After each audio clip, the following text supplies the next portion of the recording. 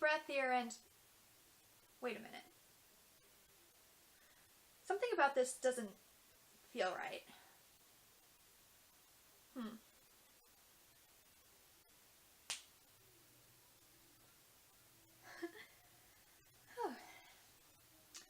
Much better. So I'm sure many of you out there have watched at least one Disney movie in your entire lives, whether it be in your childhood or just later in your adult years. And I'm sure a lot of you have heard about at least one of the many, many Disney princesses, whether that be Mulan, Cinderella, Snow White, you name it. It's practically impossible to avoid them nowadays, because let's face it, these girls are everywhere.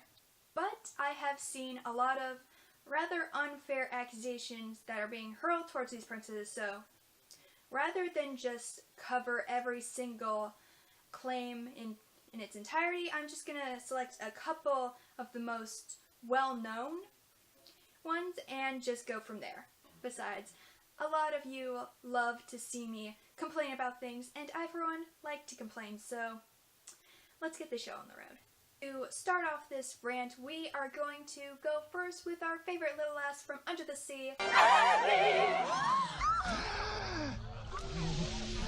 Ariel! Now, I can easily forgive most complaints that people have towards this character. Oh, she's too whiny and she gets what she wants in the end despite what she's done in the movie. Yeah, fair enough, I guess.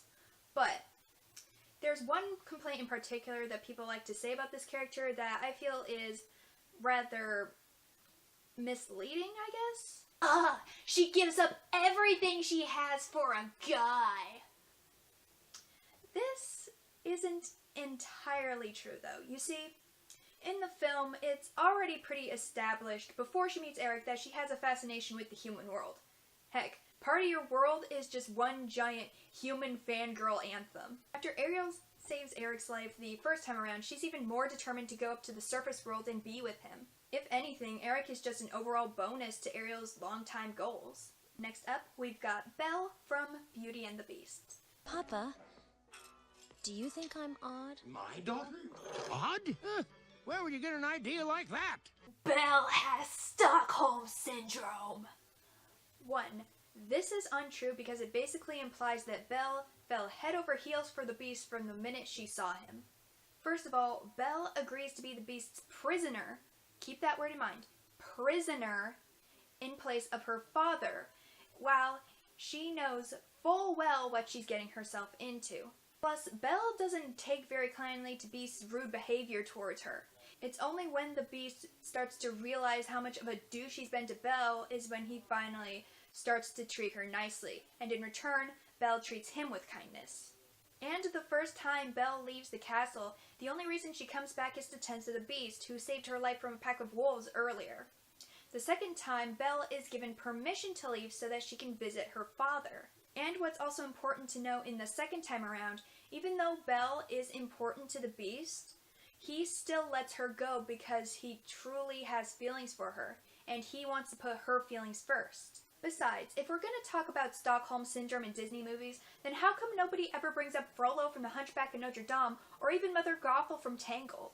Think about it, in both films, Mother Gothel and Frollo both manipulate Rapunzel and Quasimodo and feed them lies continually just for their own personal gain.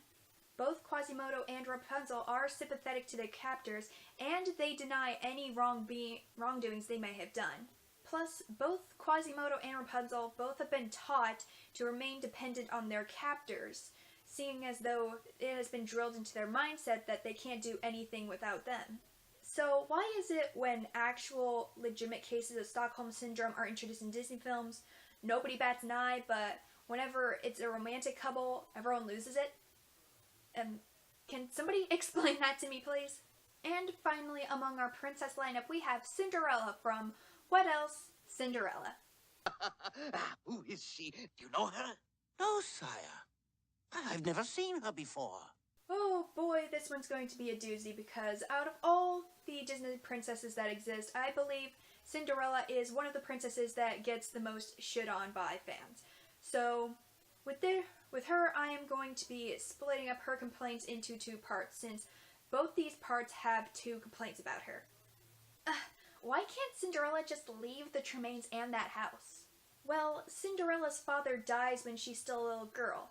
Thus, this gives Lady Tremaine plenty of time to brainwash Cinderella into becoming the servant into serving her and the stepdaughters. Also, think about things like this for a second. Cinderella is in a position where she can't defend herself. She's outnumbered 3-1, and any attempts to stand up for herself either go ignored, silenced, or she's given more work in the process. But let's just say, for the sake of the argument at hand, that Cinderella did decide to leave. Then what? Cinderella virtually has nowhere else to go, and as far as we know, she doesn't know anybody else aside from the Tremaines. She would basically be completely on her own, exposed to the elements with nothing but the clothes on her back. And even if the Tremaines do abuse her, in Cinderella's mind, she still has a home, she still has food, she still has shelter, and she doesn't want to risk that just so she can defend herself. Because if she did try to defend herself, again, she's overpowered and outnumbered, so it's a bad situation for her overall. Cinderella is much too passive. Now, despite what a lot of people may think, Cinderella hated serving the Tremaines. She was miserable with the position she was in, but she was forcing herself to move on anyway. She's like, okay, you gotta do this. While it's true that Cinderella is a very kind person, people often wonder why Cinderella takes the abuse from the Tremaines in the first place. It's safe to assume that the Tremaines are wealthy to some extent, but the one thing that they do not have that Cinderella has is beauty. Not just outer beauty, but inner beauty as well. She has a very kind nature, and she's very giving, compassionate, forgiving, all that jazz. Qualities that Tremaines don't have. And seeing Cinderella have all these qualities, it's no surprise that the Tremaines would constantly want to put her down in order to make themselves feel superior, because they know in their hearts that they're never going to have those same qualities Cinderella has. So for them, it's just easier to try and shut her away and give her work to do other than try to deal with her. But that doesn't quite answer our question. Why would Cinderella be regularly generous to people who wouldn't care if she dies the next day? Well, it's kind of simple. She doesn't want the Tremaines to bring her down. She doesn't want to stoop to their level, so that's why she remains kind and optimistic. Cinderella is aware of what they're trying to do, so by remaining positive, she's sending the indirect message that, hey, I haven't given up yet. You can't crush my spirits. However, if you want to have a more in-depth look at how Cinderella operates as both a character and a movie, I'm going to link a little blog in the description below, so you guys can look all around there to your heart's content. And before I wrap this up, I just want to bring up 2 more common complaints that just cover the princesses in general, just not one specific princess, that I think are unjustified as well. Princesses all get married too early. People like to throw this complaint a lot around, especially with the release of Frozen with Elsa's line of, Anna, you can't marry someone you just met. But in actuality, in a lot of Disney princess movies, most, if not all of them, we don't really get to see any specifics in terms of getting to know each other and getting married. Aladdin and Jasmine don't even get married until King of Thieves. We don't even get to see the weddings of Snow White and Sleeping Beauty. And Belle and the Beast spend time getting to know each other before the Beast turns back to human, then get hitched sometime afterwards. For all we know, years could have passed on by before these iconic Disney couples decided to tie the knot. They're all damsels in distress who just let everybody else do all the hard work for them.